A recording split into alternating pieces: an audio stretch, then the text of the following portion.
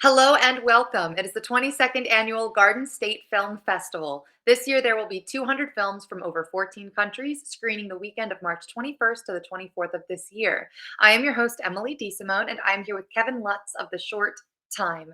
Kevin, thank you so much for joining me. How are you doing today? And give our live audience a tidbit about your short. Hi, thanks for having me. Hello, everybody on internet land. My film is Time. I've now been talking longer than my film is. It's about a minute and change. So I'll say this probably, I don't know, 9 or 10 more times. If you have a minute on Saturday in Asbury Park oh gosh, I came unprepared with the date.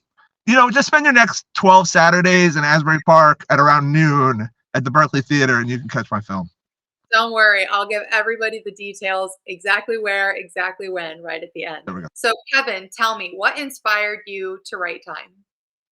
So, long story short, about what year of the film festival is this now? 24? 20? 4. Yeah, so 24 years ago when I was in college, I made a film, or about 20-ish, and like one of the first 2 years of it, I made a film for the festival as a student film. And I've been going back every year. And maybe about 3 years ago, I was like, oh man, I want to keep making films for the Garden State Film Festival. It's one of the best. It's a New Jersey film festival, one of the best in the world, if anybody from there is watching.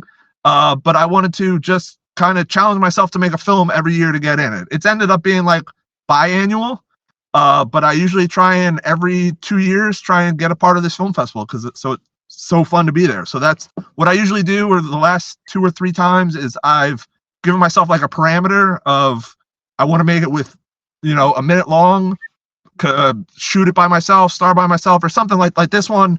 I'm the only one in it. The rest is just shot by myself, and I try and see if I can make that work in time, and hopefully it's good enough to make the film festival, and this year it was.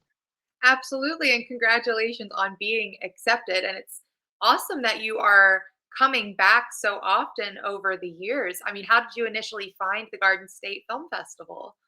So I apologize, especially if he's watching, because I don't think he is. But I had a college professor, Bob Matarangelo. I haven't said that name out loud in about 15 to 20 years. So Bob, if you're watching, I apologize for butchering it. He taught a class called Film Festivals in New Jersey at the great University of Kane University, if anybody's watching.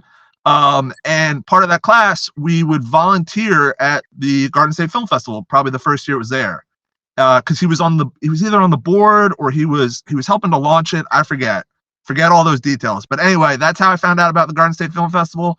Fell in love when I was there, and the following year I was like, part of the class was you had to make a film and try and get in the festival.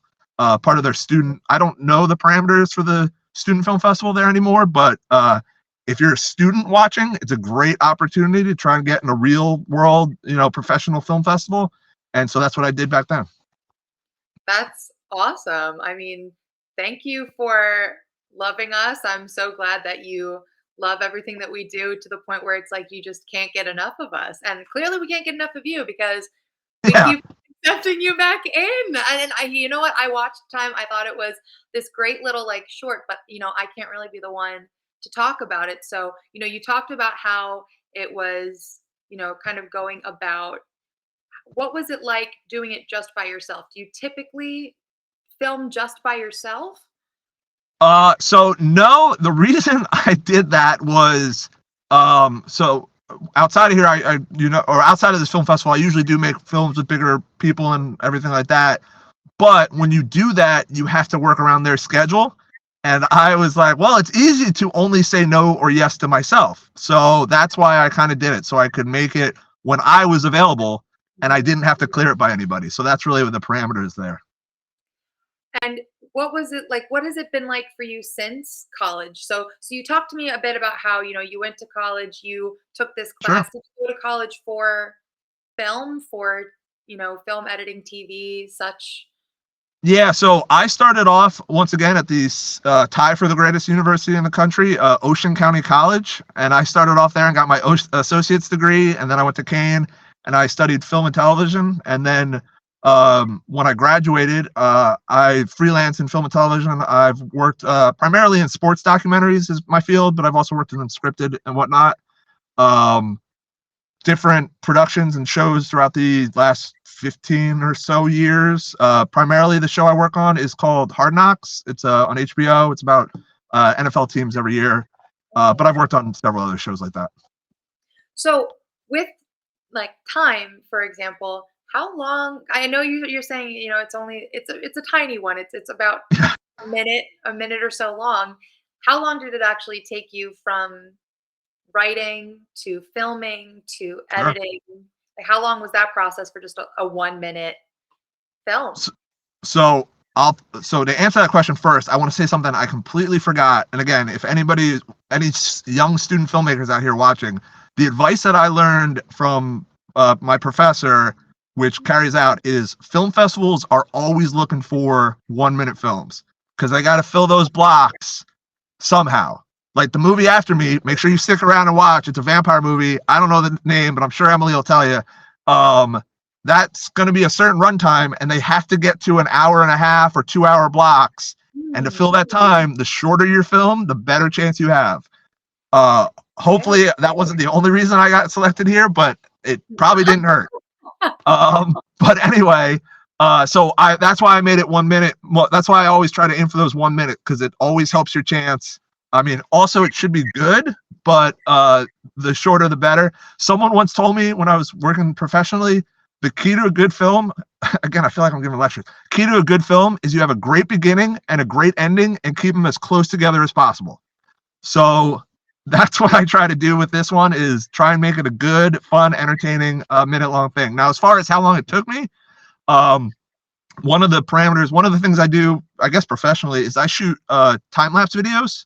That's where the title Time kind of came from. Is I involved a lot of my time lapse videos that I shoot.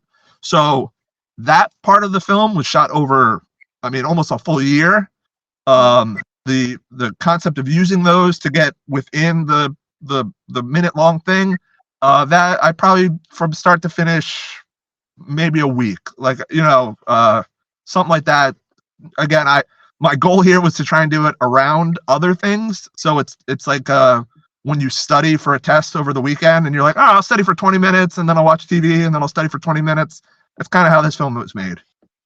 That's really cool. So, okay, like time lapse. Okay. So, but a week. So you're saying you took this that had already been done and Yeah, so like for example, I knew, let's say I knew I wanted to include the stars. So I would do that on one night. And then the next one I knew I was going to include flowers or other elements here. So that's why, I couldn't shoot it back to back. I couldn't shoot it all within 8 days. I had to kind of space it out as the shot allowed me to do.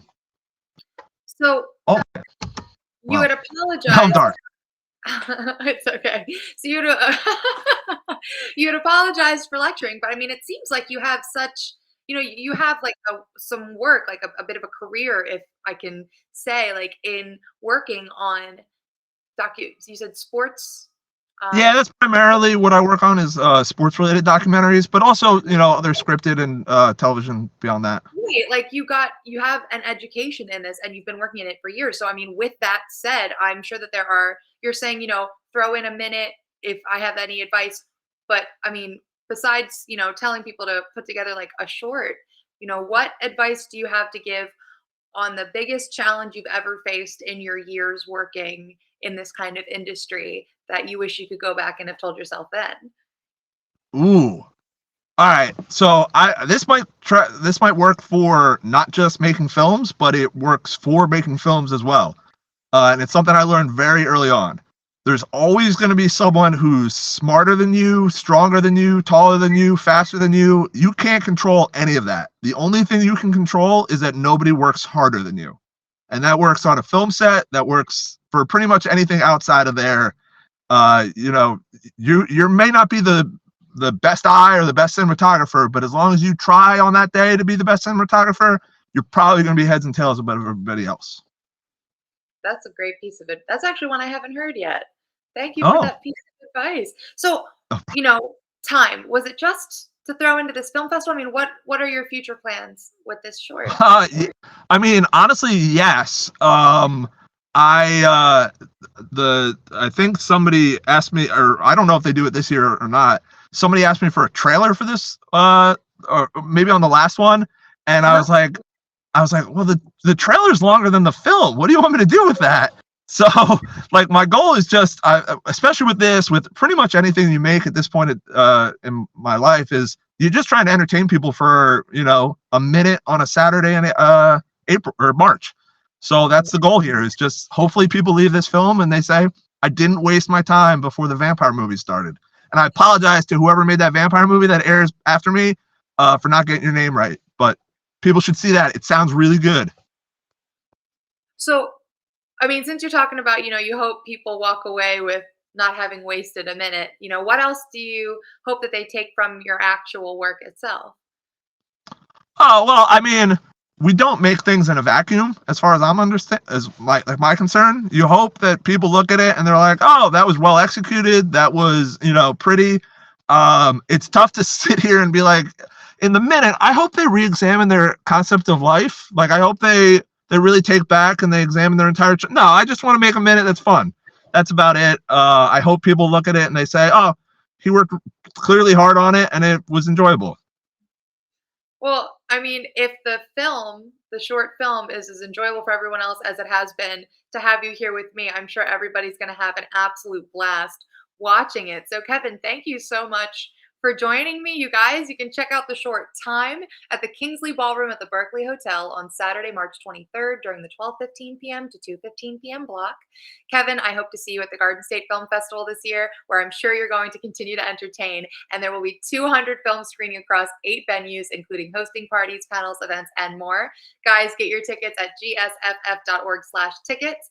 Kevin, you have been one of my favorite Oh, interviews so far. It's been such a pleasure. I cannot wait, and I hope you have a great rest of your night. you too, and make sure you see that vampire movie and the other one that's in the block. I should have mentioned that one too. Stay for the whole block. Don't leave after a minute. Have fun, everybody. See you at the festival.